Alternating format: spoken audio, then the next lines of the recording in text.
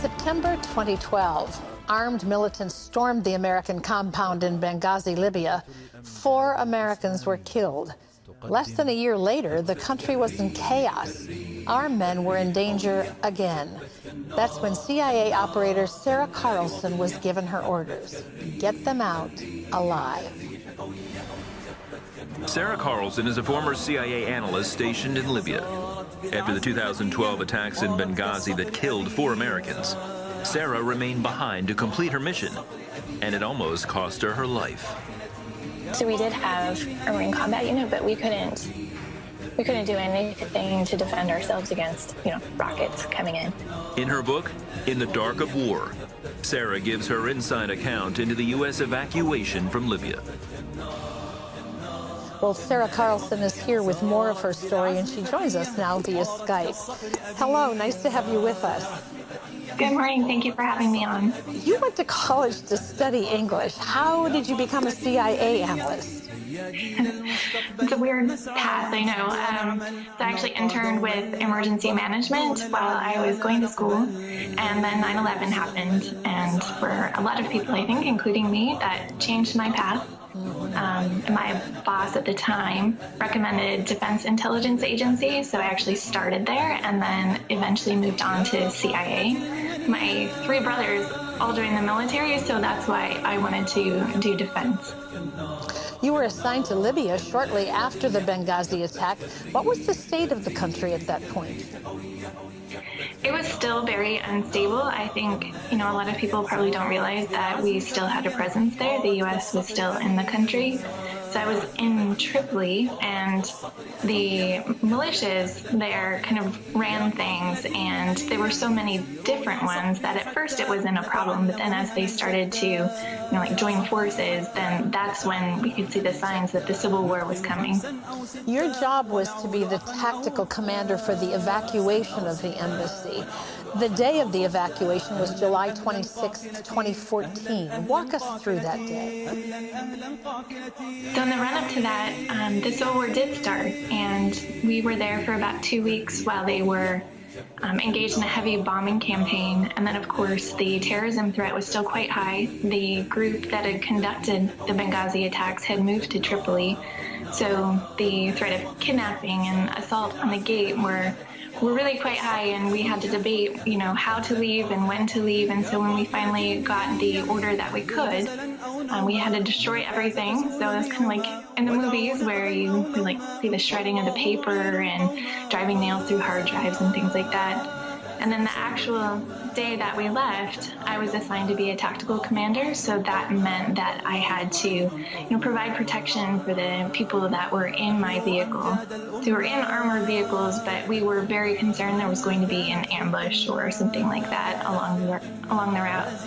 So all the time that you're carrying out the orders that are given, there's this tension and this anxiety that you could be the next victim of something going on.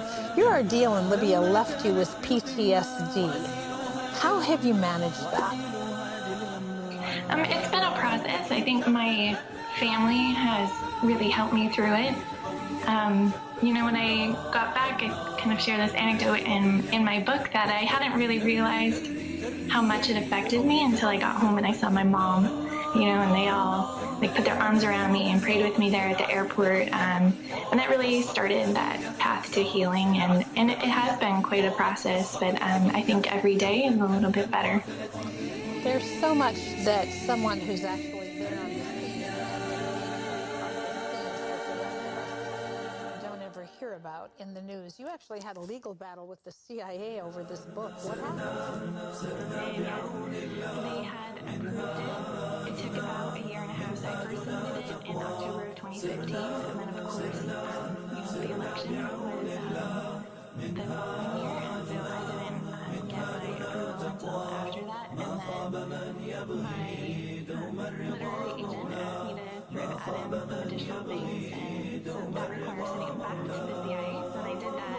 And then they said, that they now considered the entire thing classified. And because I'd already sent it out, that created a problem. So a couple of friends recommended just consulting with a lawyer, and he recommended pursuing the lawsuit as much to protect myself as anything, since I had in fact already sent it.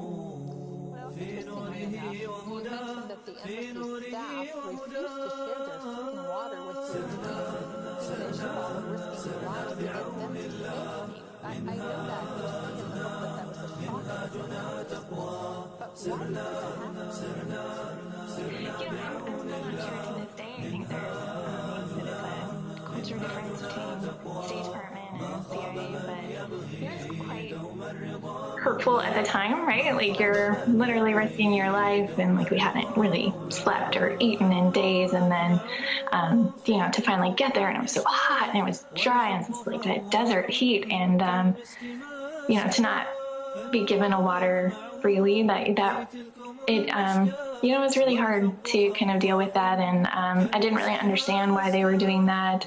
And I have many friends who work for the State Department, so it's not a thing that goes across the board, but in the moment, that was quite hard.